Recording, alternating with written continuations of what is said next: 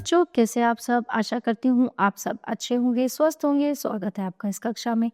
आइए आज हम पढ़ते हैं हिंदी व्याकरण का पाठ 6 शब्द भंडार। शब्दों के द्वारा ही भावों को अभिव्यक्त किया जा सकता है। विचार चाहे बोलकर प्रकट करने हो या लिखकर, इसके लिए शब्दों का सटीक प्रयोग होना आवश्यक है। अपनी भाषा को प्रभावशाली बनाने के लिए अधिक से अधिक शब्दों का ज्ञान होना चाहिए। शब्दों के विभिन्न रूप जानिए। सबसे पहला पर्यायवाची शब्द। देखिए यहाँ पे कमल बना हुआ है, इसको हम पंकज भी कहते हैं, सरोज भी, जलज भी, नीरज भी और कमल। यहाँ एक चित्र कमल के लिए कई नाम दिए गए हैं और सभी के अर्थ समान हैं। तो इस प्रकार एक समान अर्थ देने वाले शब्द पर्यायवाची शब्द कहलाते हैं। पर्यायवाची शब्दों का अर्थ समान होते हुए भी उनके प्रयोग में अंतर आ सकता है। जैसे हम गर्मियों में पर्वतारोहण के लिए गए, वहां हम ऊंचे ऊंचे पहाड़ों पर घूमे, हमने गिरिराज हिमालय के दर्शन किए। दूर तक फैली हुई शैल श्रृंखलाएं बहुत सुंदर लग रही थी। अब इसमें देखिए पहाड़ों के ये 1 2 3 4 यहाँ पे मतलब दिए गए हैं, लेकिन होता क्या है, हर पर्यायवाची शब्द का मतलब अपनी तरह से अलग अलग जगह इस्तेमाल होता है।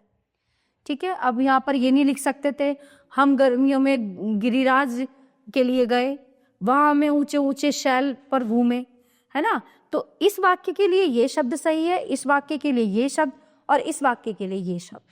तो इस अनुच्छेद में पर्वत, पहाड़, गिरी, शैल शब्द एक ही अर्थ में है, परंतु पर्वतारोहण की जगह पहाड़ारोहण या शैलारोहण या गिरियारोहण शब्द ठीक नहीं लगेंगे। ठीक है, हाँ, गिरिराज की जगह पर्वतराज या शैलराज हो सकते हैं। इसके अलावा यदि सब जगह पर्वत शब्द का प्रयोग होता है तो भी भाषा सुंदर न लगती।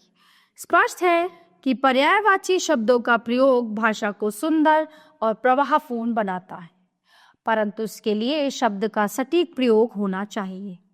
कुछ पर्यायवाची शब्द इस प्रकार हैं: अग्नि, आग, देहनी, आंख, नेत्र, नयन, इंद्र, सुरेंद्र, सुरेश, घर, गृह, सदन, तलवार, असी, खड़ग, इच्छा, कामना, लालसा, कपड़ा, चीर, पट, बाण, तीर, शिलीमुख, इशु आदि। यहाँ पे देखिए और भी पर्यायवाची दिए गए हैं बहुत सारे।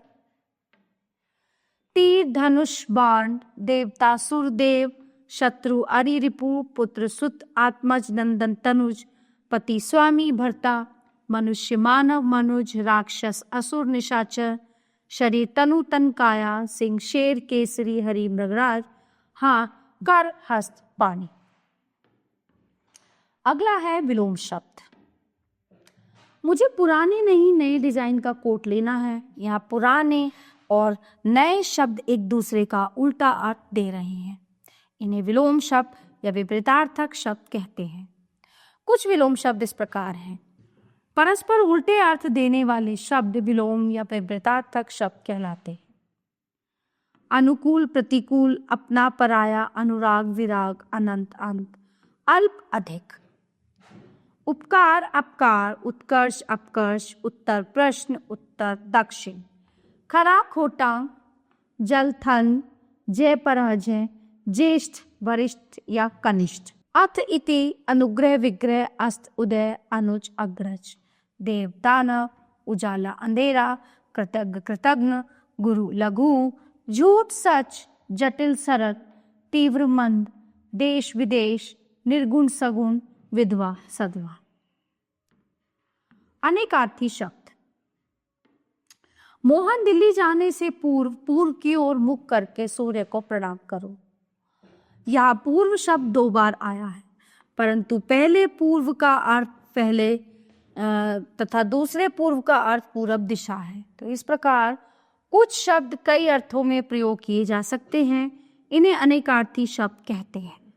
कुछ अनेकार्थी शब्द इस प्रकार हैं: अंक, गोद, नाटक के अंक, अर्क, सूर्य, आग का पौधा, अर्थ, धन, हेतु, अभिप्राय, गुरु, भारी, बड़ा, शिक्षक, काम, कार्य, कामदेव, मतलब, ईश्वर, परमात्मा, स्वामी, कनक, धतूरा, सोना, चंद्र, सूर्य, ग्रहण, पकड़ लेना, पूर्व, पहले, पूर्व दिशा। गिरा, वाणी, सरस्वती, गिर पड़ा। दल, पत्ते, पक्ष, सेना, नाम, सर्प, हाथी, पद, पैर, स्थान, ओहदा, पत्र, पत्ता, पंख, चिट्ठी, भूत, कल्पित प्राणी, रस, दवा, आनंद, लोक, मनुष्य समूह, ब्याज, बहाना, सूर, हरि, विष्णु, सूर्य। अनेक शब्दों के लिए एक शब्द। अजय रोगियों का इलाज करता है, अजय डॉक्टर। यहाँ एक ही बात दो तरीके से कही गई है। पहले वाक्य की अपेक्षा दूसरा वाक्य अधिक सरल एवं सुंदर है, क्योंकि यहाँ अनेक शब्दों की जगह एक शब्द का प्रयोग करने से भाषा में प्रवाह एवं स्पष्टता आ गई। कुछ अनेक शब्दों के लिए एक शब्द। जिसका इलाज न हो सके, असाध्य। जिसकी सीमा न हो, असीम। जिसका कोई शत्रु न हो, अजात शत्रु। जिसके माता पिता न हो, अनाथ। जिसका आदि न हो, अनादि। जिसमें धैर्य न हो, अधीर। जिसका वर्णन न हो सके, अवर्णनीय या अनिर्वचनीय। ठीक है, जो कभी ना मरे, अमर। जिस पर अभियोग चलाया गया, अभियुक्त। जिसका पति मर गया हो, विधवा। जिसको सुनाई न दे, बधिर। जिसका कोई अर्थ हो, सार्थक। जो कोई किसी का पक्ष ले, पक्षपाती। अच्छे आचरण वाला, सदाचार। समश्रुति भिन्नार्थक शब्द, यानी कि शब्द सुनने में एक जैसे। सुनने में एक जैसे होते हैं वे, लेकिन मतलब अलग। जलज, कमल, जलद, बादल। कुछ शब्द बोलने में एक से प्रतीत होते हैं, परंतु उनका अर्थ अलग अलग होता है। ऐसे शब्दों को समश्रुति भिन्नार्थक शब्द कहते हैं। जिस प्रकार ऊपर चित्रों के साथ जलज का अर्थ कमल तथा जलद का अर्थ बादल है, कुछ ऐसे शब्द युग्म नीचे दिए गए हैं। इनकी अर्थ भिन्नता को समझने का प्रयत्न करना चाहिए। अंश, भाग, हिस्सा, अंश, कंधा। ठीक है, आकार, खजाना, आकार, शक्ल या रूप। अन्न, अनाज, अन्न दूसरा। आदि, मानसिक पीड़ा, आदि एक भाव। अनिल, वायु, अनल, आग। और तरफ और सादा। अवधि, सीमा, अवधि एक भाषा का रूप। कर्ण, काम, क्रम, संख्याकार। अचार, जाम, अजाम आदि का आम आदि का आचार, आचार, आचरण। अभिराम, सुंदर, अभिराम लगातार। जरा, थोड़ा, जरा, बुढ़ापा। दिनवार, दिन, कंगाल।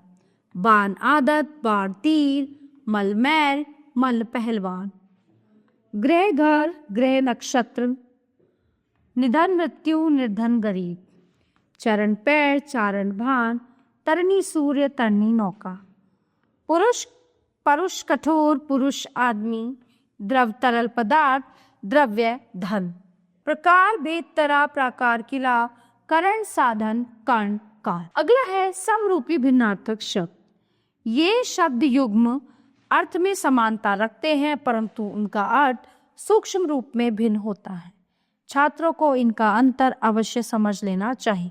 कुछ समरूपी भिन्नार्थक शब्द यहाँ पर दिए जा रहे हैं। ठीक है, इन्हें पढ़िए। पुत्र, अपना बेटा। बालक, छोटा बालक। स्त्री, सामान्य नारी।